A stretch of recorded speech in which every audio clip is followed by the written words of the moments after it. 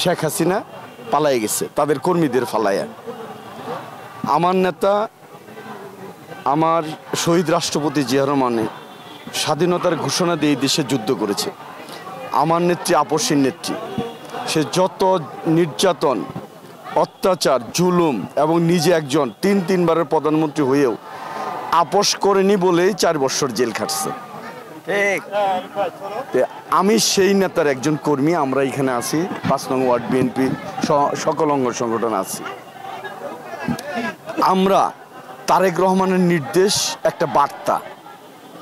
উনি হলো আসলে জনগণের নেতা, উনি দেশ নায়কও না, রাষ্ট্রনায়কও না। কারণ এখনো সে প্রধানমন্ত্রী হয় নাই, রাষ্ট্রপতিও হয় নাই। এখন সে মানুষের নেতা, গণমানুষের নেতা। সেই জন্যে সে আমাদের তারেক রহমান জনগণের নেতা এবং আগামী দিনে এ দেশের মানুষের হৃদয়ের মাঝে যেন স্থান পায়, সেই জন্যে সে এই বার্তাটা দিচ্ছে। রিকশাওয়ালা শুধু না, কৃষক, শ্রমিক, জনতা, রিকশাওয়ালা, শিক্ষক এবং বুদ্ধিজীবী সকলের কথাই আছে 31 দফার মধ্যে। তারেক রহমানের আগে যে 31 দফা দিয়েছে, যে আন্দোলন সংগ্রাম করেছে, সেই 31 দফার মধ্যে সকলের কথা আছে। এমনকি সবচেয়ে বড় কথা হলো আপনাদের সাংবাদিকদের কথাই আছে সর্বাঙ্গে।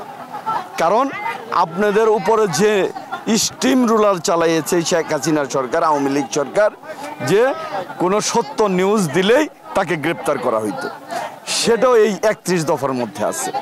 সেই জন্য বলি আগামী দিনে তারেক রহমানের নেতৃত্বে এই দেশ গড়ার স্বার্থে আমি মনে করি আমরা জনগণ যারা আছি, আমরা যারা পলিটিক্স করি এবং সাংবাদিক, বুদ্ধিজীবী সকলকেই তাকে সমর্থন দিয়ে এই দেশটা সুন্দরভাবে গড়তে হবে।